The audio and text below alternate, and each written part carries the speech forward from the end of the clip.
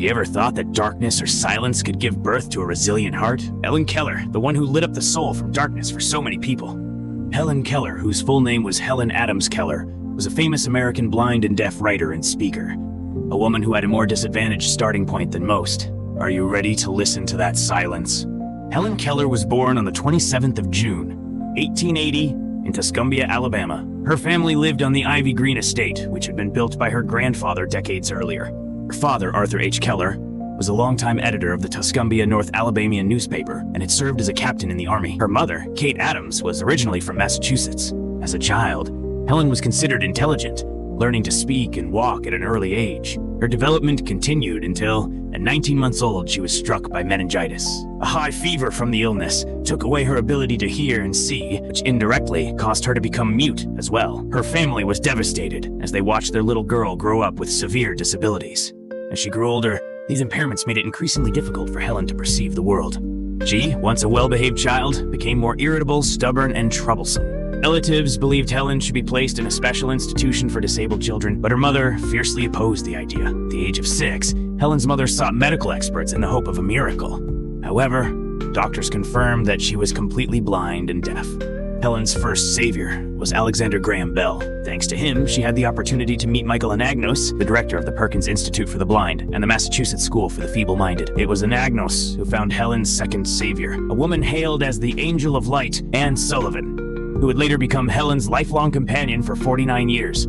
Their first encounters were challenging. Helen resisted Anne, fiercely hitting, punching, and even knocking out one of her teacher's teeth. Anne, however, deeply understood and empathized with Helen. She remained patient and insisted on creating a structured learning environment, instead of allowing Helen's parents to overly shelter her. When Helen first arrived at Anne's house, she was uncooperative, storming off to her room and refusing to come down even for meals. Anne had to rely on a young houseboy to bring Helen food and encourage her. That was the first time Helen had a friend, and through her interactions with the servant boy, she gradually opened her heart. Through the words of the servant boy, Helen gradually understood how much Miss Anne was striving to help her. Helen willingly went downstairs to have a meal and apologized to her teacher. From then on, she accepted Anne's education. One pivotal moment occurred when Helen was fetching water. Anne traced the word water onto Helen's palm. This was the first time Helen truly grasped the meaning of words. Another breakthrough came when Anne gave Helen a doll, spelling out letters into her hand while she played with it. Helen found this fascinating, and soon she began learning more words through Anne's method. Within 3 months, through finger spelling and lip reading by touch, Helen had learned over 400 words and several short phrases. At 8 years old, Anne took Helen to study at Perkins, where she was exposed to Braille books and met other blind deaf children. Helen displayed an extraordinary aptitude for subjects like mathematics, geography, and biology. She also learned to swim, row, ride horses, and even cycle. At 10, she received speech lessons from Mary Swift Lamson. After 9 years of silence, the blind and deaf girl finally spoke her first words. Helen later attended the Massachusetts School for the Blind, where Anne always accompanied her, transcribing lectures into Helen's palm. In 1900, Helen passed the entrance exam for Radcliffe College, now part of Harvard University. Anne continued assisting her throughout her university years. The vast academic workload was a monumental challenge, especially for Anne, who had to type up lectures in Braille at night so Helen could study. Helen, in turn, studied with relentless determination, pressing on until her fingertips bled. Despite their efforts, the intense workload eventually took a toll on Anne's health and vision. Yet, their dedication paid off. In June 1904, Helen Keller became the first deaf-blind person to graduate from college. Helen not only met the academic requirements, but also wrote her first book in Braille, The Story of My Life. Its publication caused a nationwide sensation, earning her a place among the world's literary figures and receiving an American Literature Award. The book became a classic of world literature. 2 years after graduation, Helen was elected president of the Massachusetts Association for the Blind.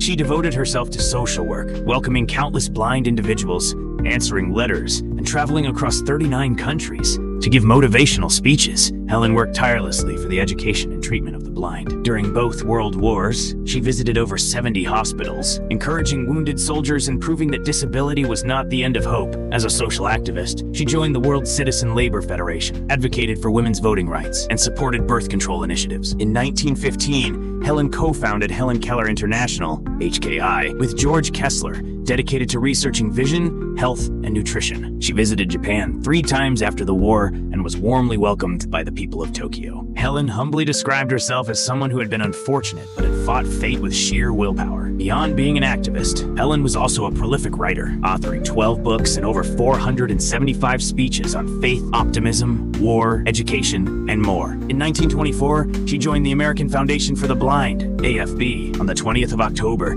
1936, Anne Sullivan, the woman who had dedicated her life to Hellen, passed away due to coronary thrombosis. Hellen stayed by her mentor's side until her final moments. Even after Anne's passing, Hellen continued advocating for the disabled, traveling the world to deliver a simple yet powerful message. Disability is not the ultimate misfortune. The blind are neither geniuses nor fools. It is society's responsibility to help them achieve their full potential and find light through work. In 1961, Hellen suffered a stroke and spent her final years at home. In 1964, U.S. President Lyndon B. Johnson awarded her the Presidential Medal of Freedom, one of the nation's highest civilian honors. In 1965, she was inducted into the National Women's Hall of Fame in New York. She dedicated most of her life to raising funds for blind Americans. On the 1st of June, 1968, just weeks before her 88th birthday, Hellen Keller passed away in her sleep at her home in Easton, Connecticut. Her funeral was held with great honor at the Washington National Cathedral. Her ashes were interred beside her lifelong companion, the devoted teacher, Anne Sullivan. Hellen Keller's extraordinary life has inspired filmmakers and writers worldwide. In 1999, Gallup named her one of the most admired people of the 20th century. Streets in Spain, Israel, Portugal, and France bear her name. Time magazine also listed her among the 100 most influential people of the 20th century. Hellen's unbreakable spirit continues to inspire countless individuals, guiding those lost in the darkness both in vision and in soul. And this world still holds endless mysteries waiting to be discovered together with Gióng Academy.